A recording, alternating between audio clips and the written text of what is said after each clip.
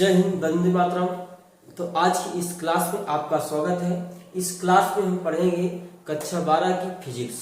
और फिजिक्स में कौन सा चैप्टर पढ़ना है।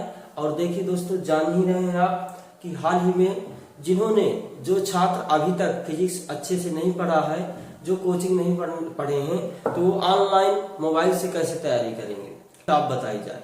जो चीज इंपॉर्टेंट है एग्जाम के लिए वही इस वीडियो को देखेगा, ठीक है। तो इस वीडियो में क्या बताया गया, इसके पहले हमने बताया है कूलाम का नियम। कक्षा 12 में फर्स्ट चैप्टर आता है। पहला चैप्टर क्या है? कूलाम का नियम तथा वैद्युत क्षेत्र। तो कूलाम का नियम हो चुका है। अब इस वाले वीडियो में आपको पढ़ने के मिलेगा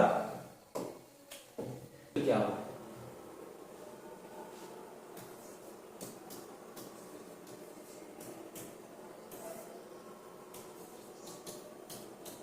वैद्युत क्षेत्र।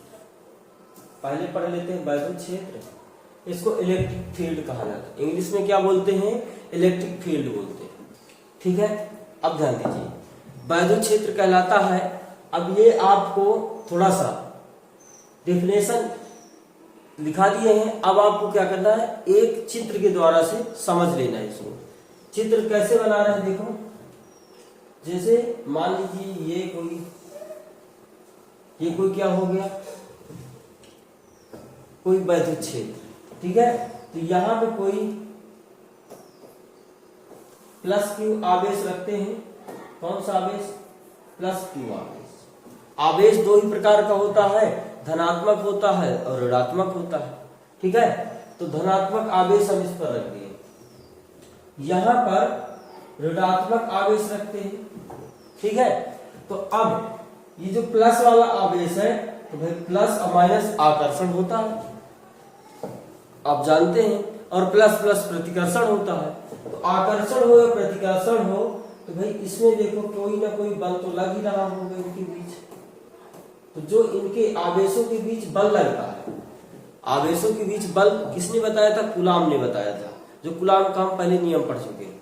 तो आवेशों के बीच जो बल लग रहा है, उसी वैद्युत क्षेत्र वैद्युत क्षेत्र में किसी एक आवेश तथा अन्य आवेश के रखे बताया गया किसी आवेश के चारों ओर का वह क्षेत्र, किसी आवेश के चारों ओर का वह क्षेत्र जिसमें रखे किसी अन्य आवेश की, चारों ओर का वह क्षेत्र हो गया और अन्य आवेश रखा, तो इसमें बल का अनुभव किया जाता है। इसे ही वैद्युत क्षेत्र कहा जाता है। ध्यान दीजिए, वैद्युत क्षेत्र होता है, इलेक्ट्रिक फील्ड होता है, चुंबकीय क्षेत्र होता है।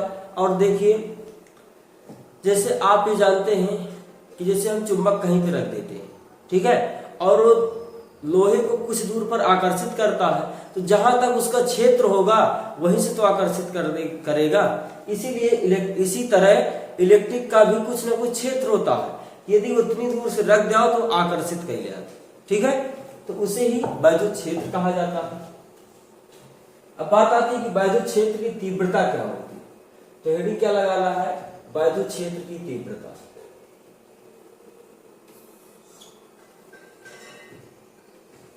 अगली हेडिंग है वैद्युत क्षेत्र की तीव्रता। मोस्ट इंपोर्टेंट है एग्जाम के लिए, इसको अच्छे से पढ़ के जाइएगा। वैद्युत क्षेत्र की तीव्रता क्या होती है?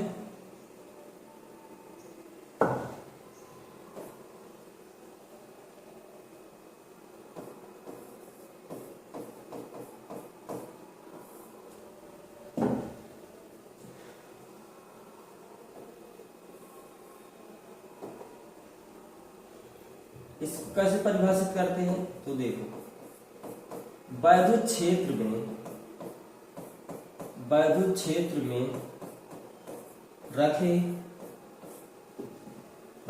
में रखे किसी परीक्षण आवेश, वैद्युत क्षेत्र में रखे किसी परीक्षण आवेश Q नॉट पर लगने लगने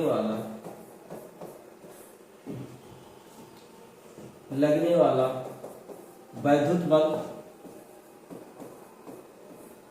F, लगने वाला वैद्युत बल F तथा परीक्षण आवेश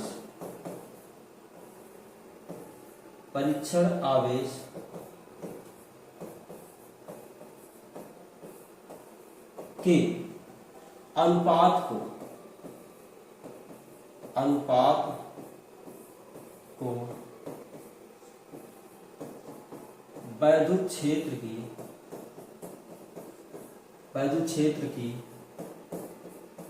तीव्रता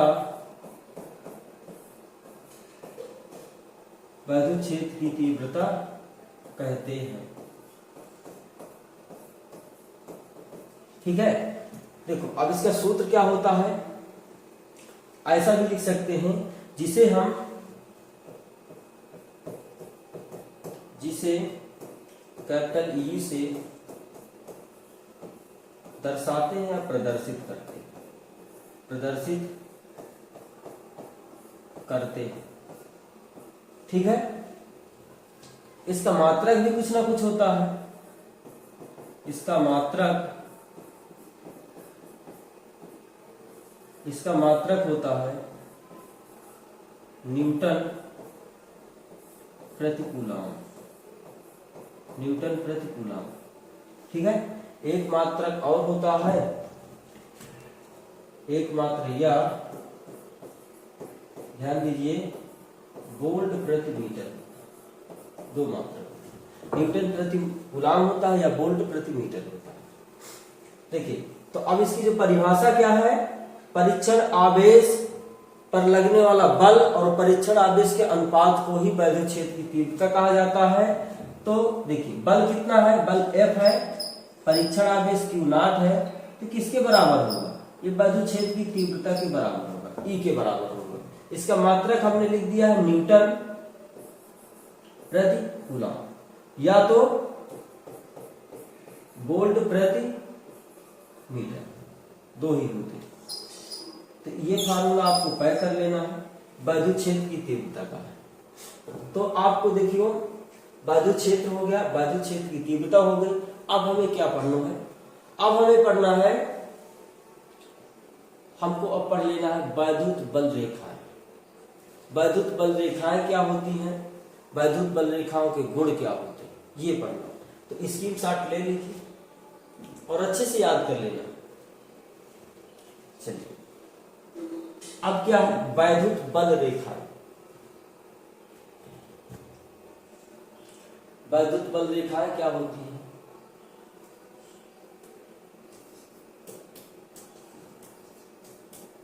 वैद्युत बल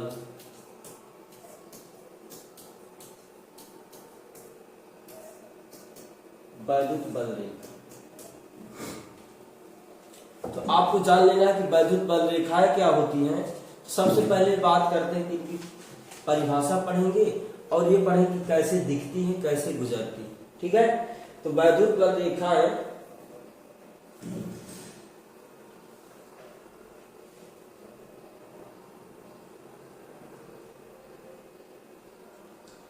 देखिए, वैद्युत बल रेखाएं वह काल्पनिक निष्कोण वक्र रेखाएं होती हैं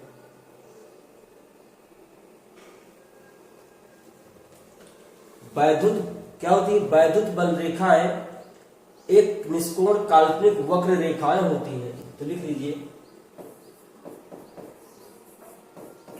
वैद्युत बल रेखाएं एक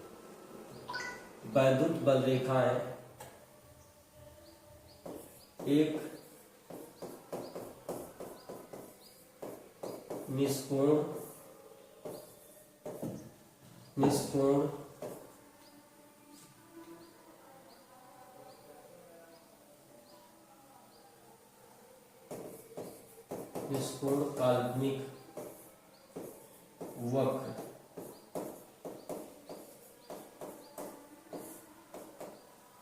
वक्र रेखाएं होती हैं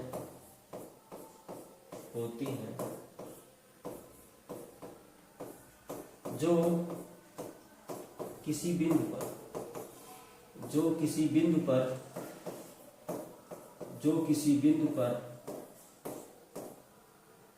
वैद्युत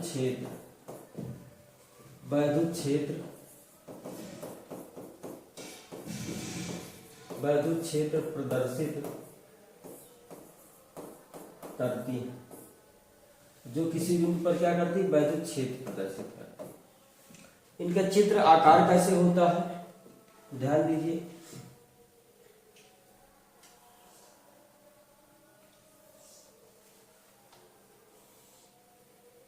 वैद्युत द्विध्रुवी हो गया, इसी में हमें वैद्युत बल रेखाएं दर्शाना है, ठीक है।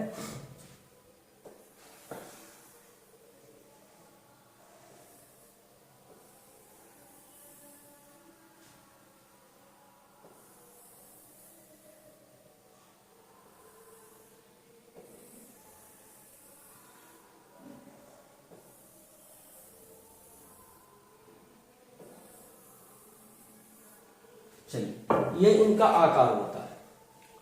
यहां पर मान लीजिए कि यहां पर मान लीजिए प्लस क्यू चार्ज है, यहां पर मान लीजिए माइनस क्यू चार्ज है, ठीक है। ऐसा मान सकते हैं, या तो Q1 Q2 भी मान सकते हैं। यहाँ पर Q1 हो गया, ये क्या हो गया, Q2 हो गया चार्ज, ये आवेश। तो अब यहां से देखिए वैद्युत बल रेखा क्या है, इधर को जा रही है ना,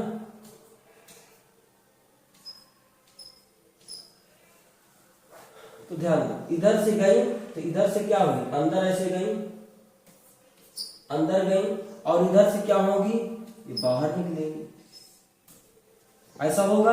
तो एक जगह से निकलती है तो दूसरे जगह पर क्या होती, समाप्त होती, मिलती कभी नहीं, ये ध्यान दें। एक दूसरे के समांतर होती हैं, ठीक है, मिलती कभी नहीं, एक दूसरे को प्रतिच्छेद नहीं करती।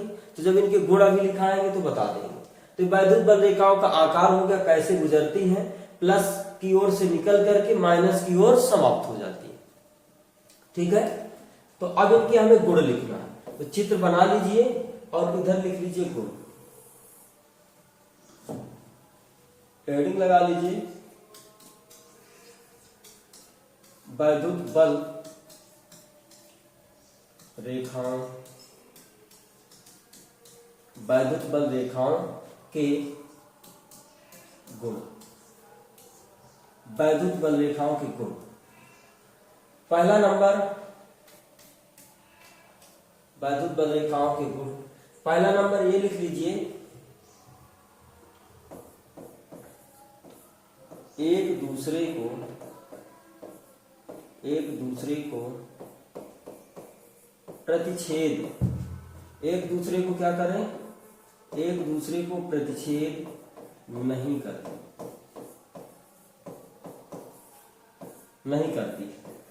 एक दूसरे को कभी भी प्रतिच्छेद नहीं करती। दूसरा नंबर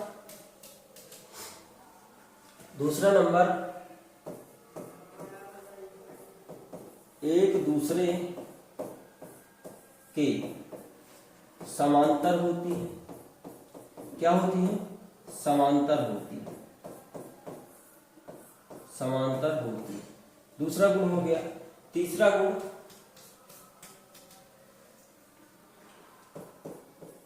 प्लस क्यू आवेश से, ठीक है, प्लस क्यू आवेश से निकलकर